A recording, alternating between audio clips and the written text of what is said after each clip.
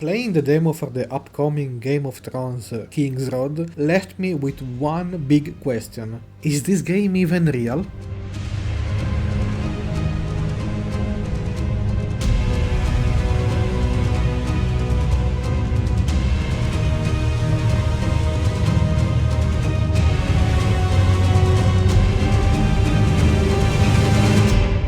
I went in expecting yet another disappointing Game of Thrones adaptation, but then the game was good?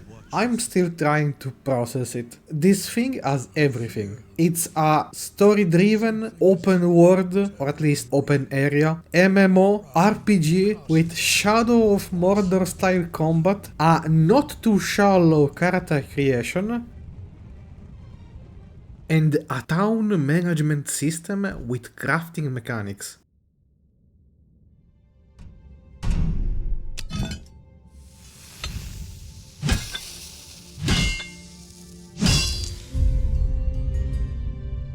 It can't be that good, right? There has to be a catch, and well, there is one indeed.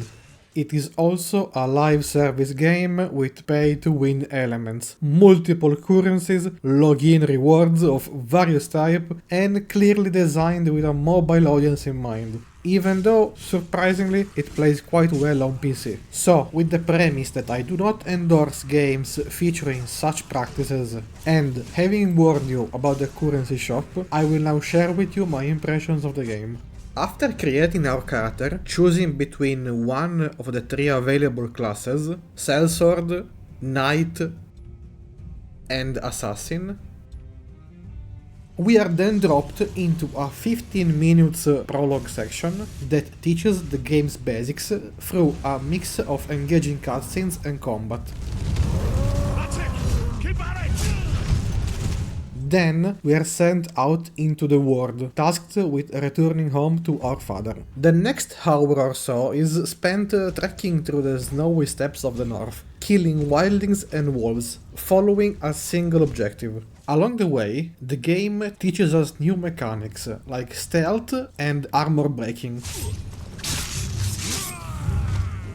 all culminating in a 2 phases boss fight.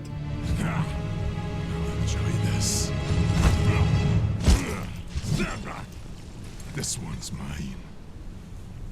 No crows to save you here. Scream for me, Taylor.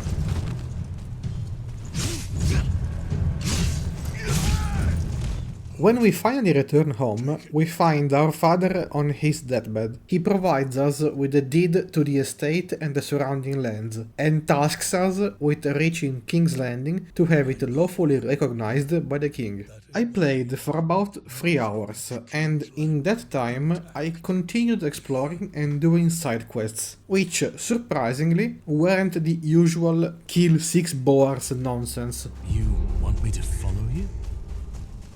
If we'd run into this earlier, they would have pissed themselves. Wait! I'm unarmed!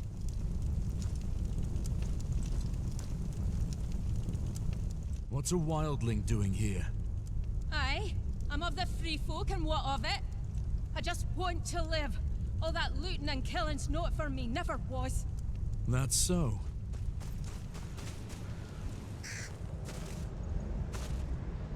I know you're not a normal crow.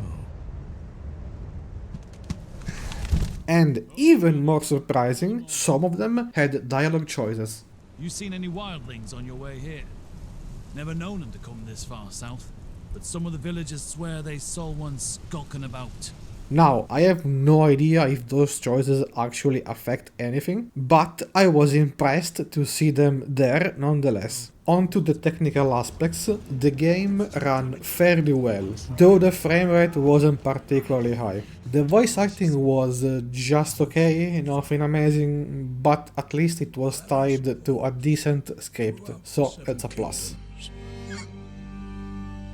Without it, the Watch and the realm itself may follow in my footsteps.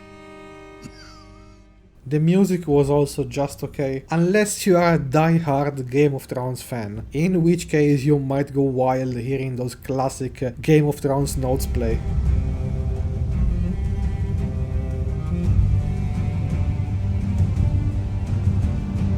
The world map is huge. It looks like this could be a gigantic game, but I haven't explored past the first region yet, and I don't even know if I could in the demo. What I can say though is that with size came a lot of emptiness. There wasn't really much to see around, besides the usual gathering materials and occasional enemy group.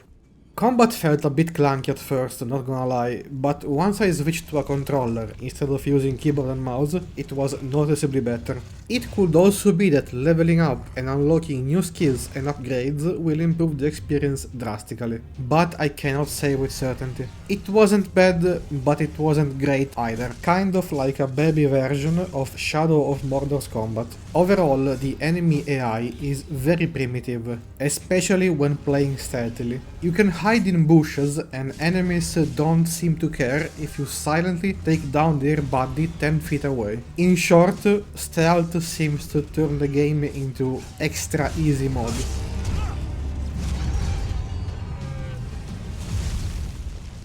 Horse riding was fine, nothing groundbreaking, but it was nice to be able to summon my horse at will, just like in The Witcher 3.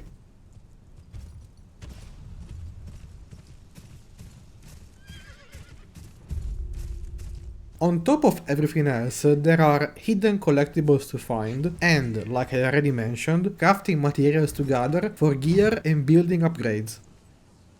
Oh, did I forget to mention that this is also an MMO? Wait, no, I did mention that. Indeed, this game also has multiplayer features, where you can, apparently, party up with friends and strangers to play together. I even saw a counter for a weekly world boss in one of the menus. Lastly, I owe it to you to show the in-game shop, since it takes quite a while to unlock. And yes, it does include important quality of life upgrades, like inventory slots. I will let you draw your own conclusions on that, but personally, not a fan.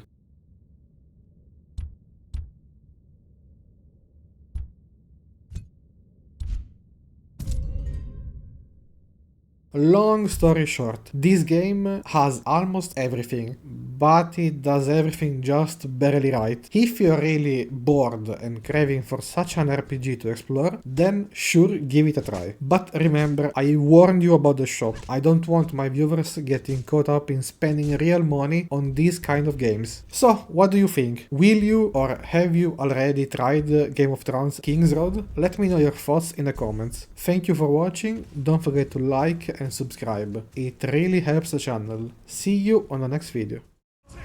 Keep at it!